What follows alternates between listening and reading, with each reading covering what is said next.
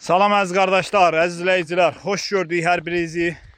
Əziz qardaşlar, buyurun baxın, bax belə 65 baş birinci qarına, bax belə balalı şişəklərimiz var. Bu şişəklərə bax. Bax belə 65 baş birinci qarına. Quzular da hamısı bax belə iridir də, çölə gedir.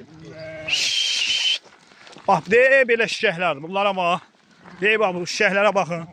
Bax belə balalı şişəklər, bax. Balalı şişəklər görürsünüz. Bax, boz şişəklərə bax. Bax, belə balalı şişəklər. 65 baş. Ay maşallah. Sürü budur da qardaş. 65 baş. Kim istəsə əlaqə saxlasın. Bax, bu şişəklər gəlsin, yıxsın apasın. Çom satılır, çom. Seçmə başqa qiymət.